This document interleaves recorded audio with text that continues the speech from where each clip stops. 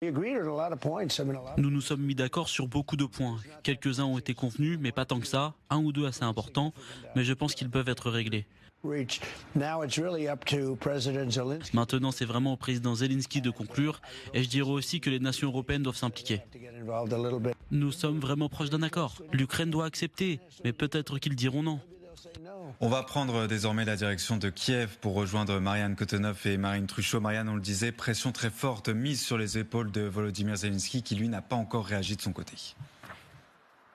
Non, et il ne peut pas réagir parce que Donald Trump parle d'avancées, parle de progrès, mais quelles avancées, quels progrès, personne ne sait de quoi il parle. Donc c'est très compliqué et ça va être une mission compliquée pour le président Zelensky, parce qu'en fait il va devoir effectivement réagir au fait qu'on lui lance la balle dans son camp, mais sans fâcher Donald Trump qui pourrait claquer la porte et dire écoutez, débrouillez-vous avec ce conflit, moi je n'y arrive pas, vous voulez pas de paix, eh bien très bien, continuez à vous battre. Donc il faut quand même qu'il ménage la susceptibilité de Donald Trump tout en avouant bien que rien n'a été résolu. Il n'y a même pas un cessez-le-feu, ce qui était le minimum que les Ukrainiens attendaient aujourd'hui. Bon là c'est humiliation totale pour Emmanuel Macron et pour l'Union européenne qui déjà n'étaient pas conviés à cette rencontre entre les Russes et les Américains. Poutine ayant eu sa tribune grâce à Donald Trump et a montré aux yeux du monde qu'aujourd'hui l'isolement c'est pas lui qui y est mais plutôt toute l'Union européenne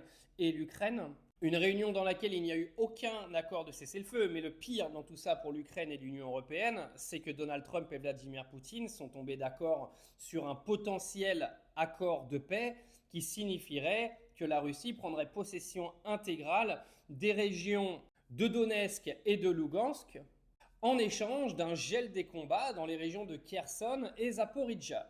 Il faut savoir que dans les deux premières régions, la Russie a énormément avancé depuis son invasion de 2022, tandis que dans les autres, elle n'est pas encore en situation de pouvoir les demander intégralement. Alors bien sûr, tous les alliés européens de l'Ukraine rejettent cette proposition de paix de Vladimir Poutine qui est donc d'accord avec Donald Trump pour aller de l'avant. D'après les dernières informations, Volodymyr Zelensky va se pointer aux États-Unis lundi pour aller discuter avec son ami. Il avait tellement été bien reçu la dernière fois que je pense que c'est une excellente idée. Mais Volodymyr Zelensky a donc encouragé un sommet trilatéral qui réunirait les Américains, les Russes et l'Ukraine. Alors les Européens sont pour ce sommet trilatéral, mais à une seule condition, c'est que, en gros, la souveraineté ukrainienne soit protégée dans les négociations, ce qui aujourd'hui n'est absolument plus le cas. Alors au niveau des Russes, on clame le succès de cette rencontre entre Vladimir Poutine et les États-Unis parce que Poutine repart avec potentiellement un accord de paix qui lui donnerait les régions qu'il est venu chercher depuis le départ. Et de l'autre côté, les Américains, ils ont servi à rien, qu'on se le dise. Donc Poutine est le grand gagnant de cette rencontre avec Donald Trump. Vous savez qu'on le dit depuis le départ, cette guerre entre la Russie et l'Ukraine a été orchestrée clairement par les États-Unis depuis le départ. Et on sait très bien que c'est les États-Unis qui y mettront fin avec des concessions qu'ils n'auraient même pas imaginées au départ. Poutine va tout gagner dans l'affaire. De toute façon, c'était prévu depuis le départ. Moi, ça fait 3 ans que j'en parle, 3 ans que vous me dites que je suis un espion russe. Non, je suis juste lucide et objectif sur le monde qui m'entoure et sur les puissants qui dominent cette planète.